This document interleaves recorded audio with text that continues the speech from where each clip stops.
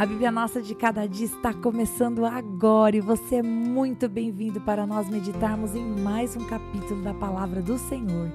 Aqui nesse canal, se você é novo, fique sabendo, todos os dias nós meditamos na Palavra do Senhor, nós lemos, compreendemos e aplicamos para as nossas vidas, porque Deus tem sempre algo novo para falar conosco.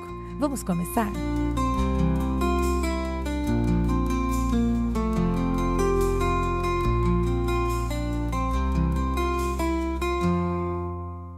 Deus abençoe muito você nesse dia. Hoje nós vamos meditar em João capítulo 4.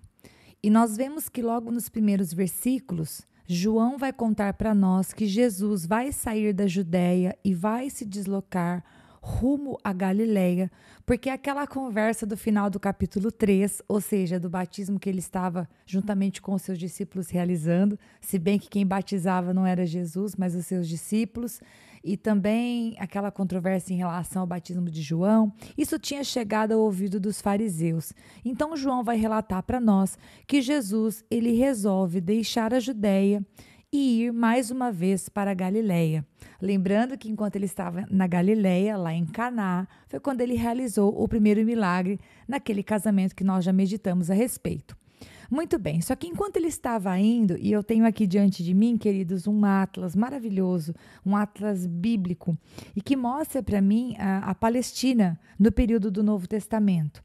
Então eu posso ver, eu posso enxergar aqui diante de mim as cidades, as regiões e tudo mais. Então quando diz aqui que Jesus, para sair da Judéia e chegar até a Galileia, precisava passar por Samaria, para mim isso é bem óbvio.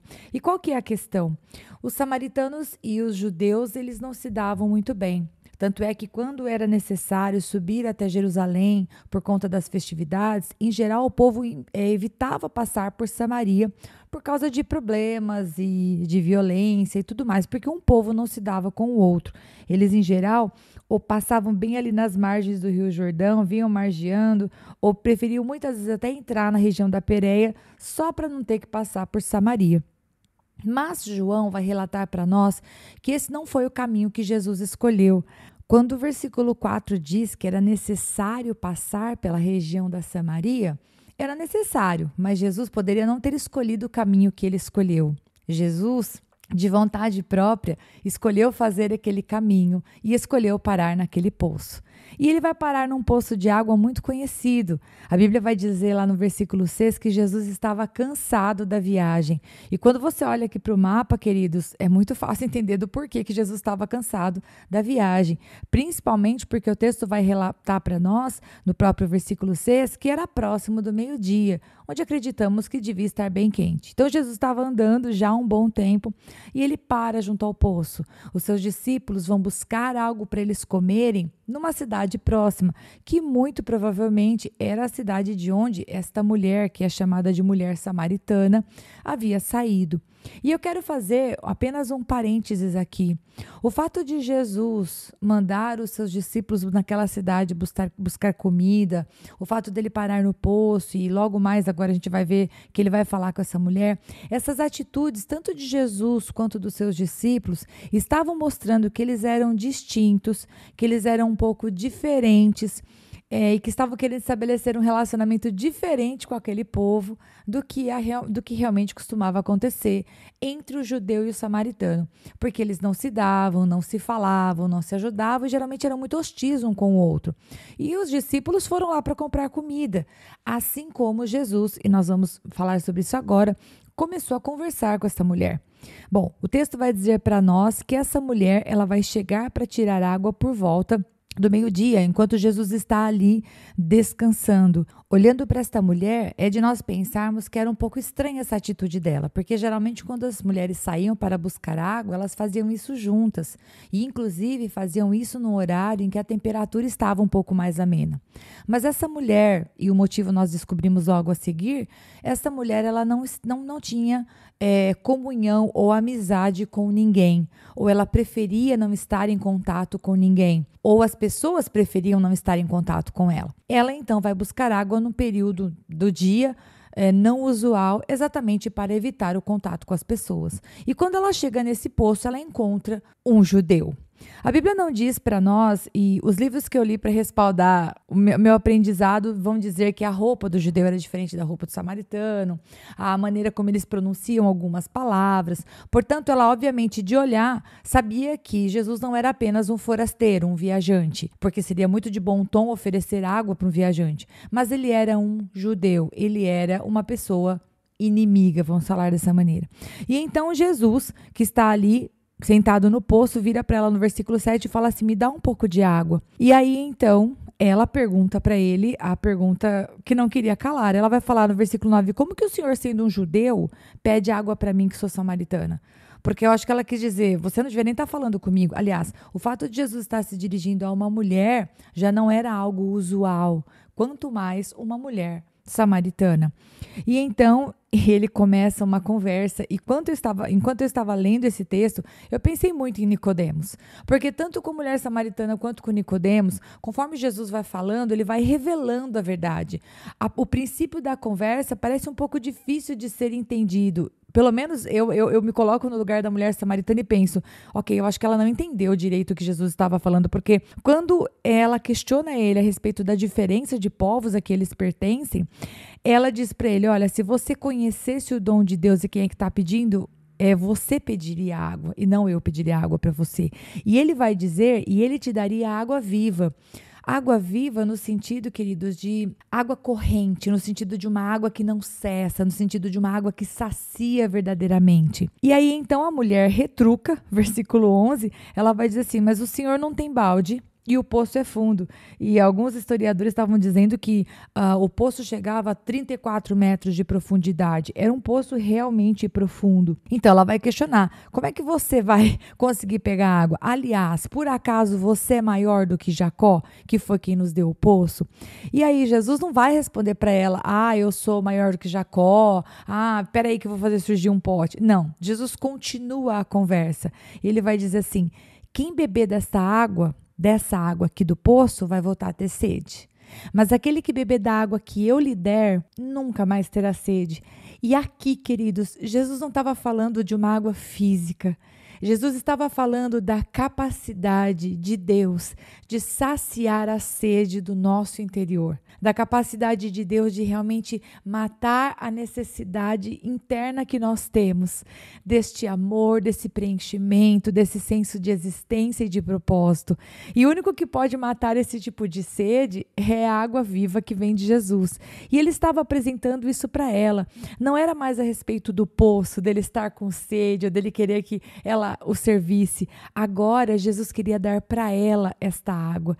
E ele ainda acrescenta que essa água que ele desse iria jorrar para a vida eterna. Já não era mais uma questão do poço ou da água. E sim, Jesus era maior do que Jacó, porque Jacó fez um poço e dali era possível tirar uma água que sacia, mas sacia temporariamente.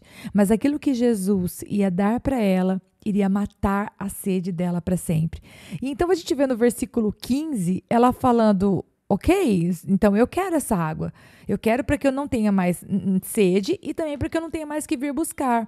E aí então, Jesus, a partir do versículo 16, começa a mostrar para ela que aquela água que ele iria oferecer para ela só era possível de ser dada porque ele não era apenas um homem viajante judeu. Ele era o Senhor. E ele vai mostrar para ela o mesmo que nós vimos com Natanael. Ele vai mostrar para esta mulher que ele conhece, que ele nos vê, que ele conhece o mais profundo do nosso coração, da nossa vida, da nossa história, e que ele está conosco em cada página do livro da nossa vida.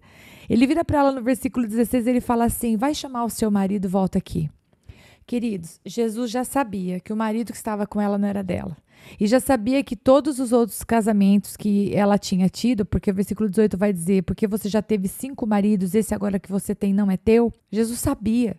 Então, quando ele fala para ela, vai buscar o teu marido, é como se Jesus estivesse querendo agora se revelar não apenas no conceito geral, mas ele quisesse falar para ela, é com você que eu estou falando, a sua vida eu conheço, eu quero te dar essa água viva. E então, quando a mulher realmente diz, eu não tenho marido, né? Ele vai dizer para ela, aquele que está com ela nem dela ela fala assim, agora eu sei que o Senhor é um profeta.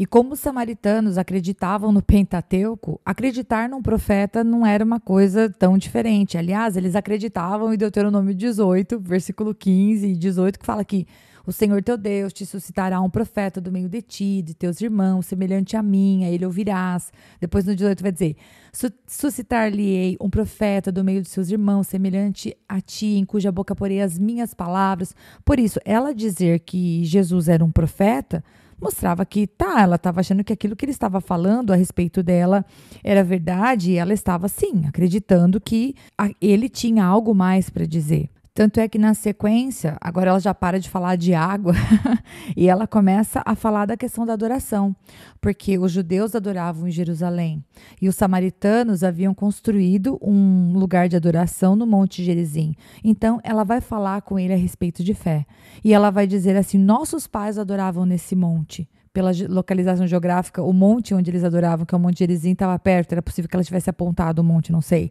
E aí ela diz, mas vocês dizem que em Jerusalém é o lugar onde se deve adorar.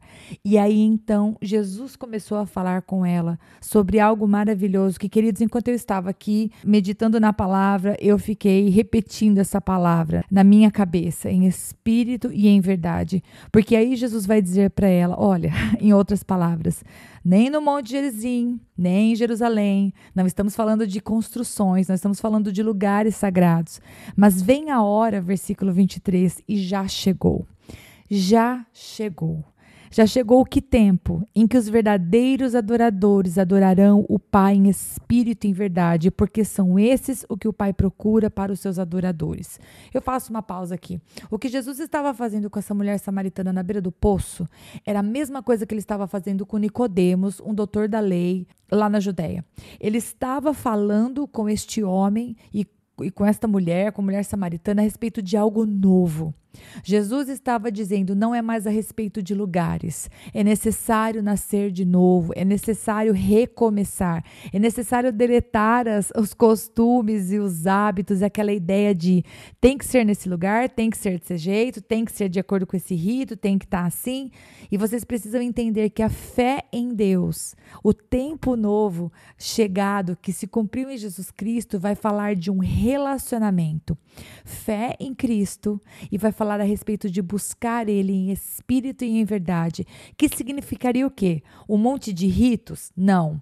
Um lugar adequado? Não. Mas está falando da sinceridade do coração do adorador, porque a Bíblia vai falar, João vai dizer para nós que ele vai buscar os verdadeiros adoradores que adorarão o Pai em espírito e em verdade. Ou seja, quando você, aí na sala da sua casa, começa a falar uma oração, começa a conversar com Deus, começa a abrir o seu coração e adorá-lo em verdade, com sinceridade, quando você fala para o Senhor, Pai, eu te adoro nesse dia. E, Senhor, eu te adoro não porque as coisas estão perfeitas, o Senhor sabe como está a minha vida. Eu não te adoro porque eu não estou passando por lutas, mas eu te adoro porque o Senhor é Deus. Eu te adoro porque no meio das lutas da minha vida, o Senhor continua sendo Deus. Ou seja, quando você adora Deus em verdade, não porque está tudo bem, não porque está tudo fácil, não porque não tem uma luta financeira, uma situação na saúde, uma situação familiar. Ao contrário, quando você adora o Senhor na sinceridade do seu coração, mas em espírito, de maneira santa, de maneira genuína, não preocupado com formas, com modismos, para agradar, quando você fala entre você e Deus, né? Quando você apresenta a sua adoração nesta sinceridade, então você está adorando Ele em espírito e em verdade. A gente não precisa repetir frases diante de Deus. Se eu repetir esta frase 10 vezes, aí sim o Senhor se agradará, Ele vai ver a sinceridade do meu coração. Não, a nossa oração é algo espontâneo. Podemos fazer a oração do Pai Nosso, como Jesus nos ensinou, é verdade, mas o Senhor, Ele está pronto para ouvir a nossa oração, como foi João 17. E a gente vai chegar lá um dia, você se acalme. Então, ele começa a apresentar essa verdade para a mulher samaritana, e ele vai completar com um ensino fantástico, que é o do versículo 24, ele vai dizer assim, Deus é espírito e é necessário que os seus adoradores o adorem em espírito e em verdade. né? Não precisamos dar comida para Deus, não precisamos dar bebida para Deus, não precisamos acender uma vela para Deus. Deus não precisa de nada material para ser glorificado por. Quando eu em espírito e em verdade o adoro com as minhas palavras, palavras essas que Ele me permite falar, porque foi Ele que me deu a boca e a voz, etc. Isso é adorá-lo em espírito e em verdade, não em falsidade. Aí a mulher fala, no versículo 25, eu sei que o Messias, chamado Cristo, virá. E quando ele vier, ele vai anunciar todas essas coisas. E aí Jesus, no versículo 26, vai dizer assim, eu sou o Messias. E eu estou aqui falando com você. E nesse momento os discípulos chegam. E eles começam ali a falar com Jesus, a mulher sai. E o versículo 28 vai dizer que, inclusive, ela esqueceu o cântaro para trás, né? Ela foi buscar água e deixou a água para lá. E o que acontece? Ela corre para a cidade e ela começa a anunciar para as pessoas tudo aquilo que o Senhor havia falado. Ela fala, venham ver. Enquanto ela está lá chamando as pessoas, ela que a princípio estava indo buscar água no horário mais quente do dia porque não queria ver ninguém, naquele momento começa a chamar todo mundo para vir falar, venham que o Messias está aqui. Os discípulos falam para Jesus, come alguma coisa. E aí Jesus vai também ter um momento ali de ensino com os seus discípulos. E ele vai dizer no versículo 32, eu tenho que comer uma comida que vocês não conhecem. E aí Jesus vai dizer que a comida dele consistia em fazer a vontade daquele que o enviou para realizar a sua obra. Ou seja, a comida do Senhor Jesus, aquilo que o alimentava o dia a dia, aquilo que dava forças a ele para caminhar. Claro, comida física para o corpo é muito interessante, é muito importante, mas Jesus estava dizendo, o que me alimenta, o que me dá forças para continuar, é fazer a vontade daquele que me enviou. Então Jesus estava aqui na terra para obedecer o chamado do Senhor. E aí ele vai dizer para os discípulos, os campos estão brancos. Assim como vocês olham e sabem quando será a colheita, eu quero dizer, olha essas pessoas, em outras palavras, né? Os campos estão prontos para serem colhidos. E ele vai dizer, um vai semear e o outro vão colher e os dois vão se alegrar. É muito provável que Jesus estivesse falando especificamente para o que ia acabar de acontecer. Porque enquanto Jesus estava dizendo para esses discípulos, olha, os campos estão brancos prontos para serem colhidos, a mulher estava chamando pessoas para ver o Messias que estava sentado junto ao poço. Um povo chegou lá, algumas pessoas chegaram nesse lugar e tiveram a oportunidade de estar com Jesus e os discípulos tiveram a oportunidade de serem agentes dessa colheita. Porque sim, o coração daquela mulher, convencido de que Jesus era o Messias, levou aqueles homens a chegarem. Mas, olha só o que diz o versículo 39. Muitos samaritanos daquela cidade creram em Jesus por causa do testemunho da mulher. O fato da mulher falar de Jesus fez com que eles acreditassem. Mas preste atenção. Olha a continuação. Versículo 40. Quando, pois, os samaritanos foram até Jesus, pediram-lhe que permanecesse com eles. E Jesus ficou ali 2 dias. Jesus permaneceu 2 dias com essas pessoas falando do reino. João não conta pra gente o que ele falou, mas ele ficou lá. E olha o que aconteceu no versículo 41. Muitos outros creram nele por causa das palavras de Jesus. Ou seja, a princípio, o testemunho da mulher realmente foi a porta de entrada para que essas pessoas falassem, ok, vamos lá ver se essa pessoa realmente é o profeta que ela está falando. Mas quando eles tiveram um tempo com Jesus, eles foram realmente convencidos de que ele era o Messias. E então, passados esses dias, Jesus continua a sua viagem, porque você se lembra, ele estava indo para Galiléia. Samaria era só o meio do caminho. E lá, o Senhor vai curar o filho de um gentil, de um oficial do rei. E Jesus vai curá-lo sem nem sequer ir na casa dele. Este homem procura por Jesus. Acredito que todos os sinais e milagres que Jesus havia feito durante a Páscoa em Jerusalém tenham realmente feito a fama de Jesus correr para todos os lados. E então este homem que estava com o seu filho realmente doente, estava morrendo, como diz o versículo 47, chega e pede a Jesus, olha, por favor, venha ver o meu filho, vamos comigo. E aí Jesus vai dizer para ele assim, se eu não fizer sinais, realmente você não vai crer, né? E o oficial, queridos, não ficou intimidado não, ele pediu de novo, Senhor, venha antes que o meu filho morra. E aí Jesus vira para ele e apenas com a palavra, gente, igual foi lá no milagre de Caná da Galileia, igualzinho, Jesus fala assim para ele, vá que o seu filho vai viver. E a Bíblia vai dizer que o homem creu na palavra de Jesus e partiu. Tipo assim, Jesus falou, não, pode ir, ele tá curado. O homem virou nos pés e foi embora. E quando ele encontrou os servos dele no meio do caminho, eles falaram, fique em paz, o menino vive. E aí, ele, para tirar a prova dos 9, falou, e que horas que o menino melhorou? Tal hora. E a palavra de Deus diz que o pai reconheceu, versículo 53, o pai reconheceu que aquela era precisamente a hora que Jesus tinha dito a ele, o seu filho vai viver. Queridos, para finalizar, porque o podcast já está gigantesco, eu já nem sei quem chegou aqui até o final. Basta uma palavra do nosso Senhor. Basta uma palavra, basta um coração para pedir. Esse pai pediu 2 vezes e recebeu do Senhor, ainda que Jesus não tenha ido até a casa dele. Jesus liberou uma palavra de acordo com a fé e a Bíblia diz que ele creu e o seu filho foi curado.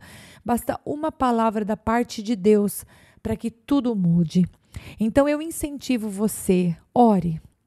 Faça como a mulher samaritana. Se você não entende muito de Jesus, não entende muito de Deus, fale com ele em oração. Pergunte para o Senhor, fale com ele e ele vai falar com você. Continue lendo a Bíblia, continue buscando saber do Senhor e ele vai dar para você essa água viva, como tem nos dado, que realmente nos tira a sede e que jorra para a vida eterna. Porque o desejo do Senhor sempre foi ter comunhão conosco, fazer parte da nossa vida, ser o nosso Senhor e o nosso Salvador. Então, entregue-se à leitura desse texto e que você seja muito abençoado, em nome de Jesus.